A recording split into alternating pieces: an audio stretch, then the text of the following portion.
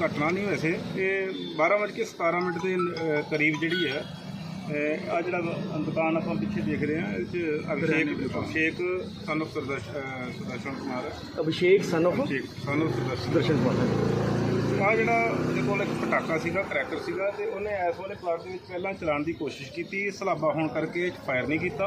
उस तो बाद इन्हें इधर वाले प्लाट के दोबारा अग लगाने की कोशिश की। अग लगाने तो बाद भज के बाहर आ गया तो पिछे ब्लास्ट हो गया। ये जोड़ा पटाका इनू किसी खाली घर चो मिलिया सीगा जिथे कि वो रेंट से देने वास्ते गया सीगा तो उत्थों ले आया सीगा। ये शिवकासी का बनया होया और ये जोड़े रिमेन्स है वो भी साढ़े कोल रिमेन्स है।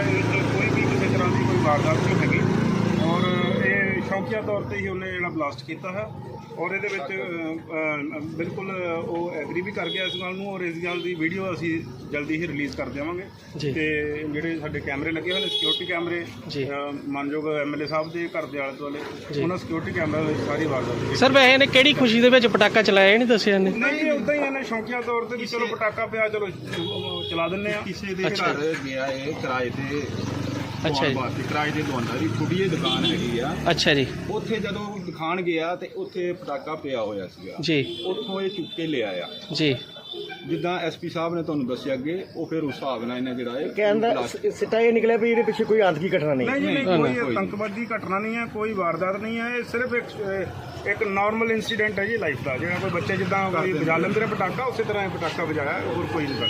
ठीक सर एब्सोल्युटली कोई गल। Thank you sir.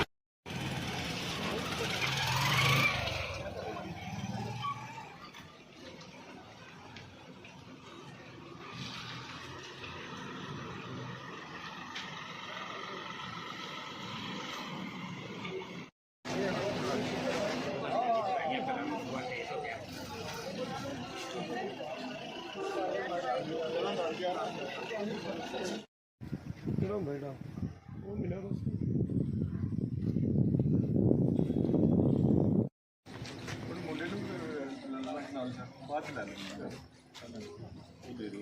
हाँ जी ओके ओके जी ओके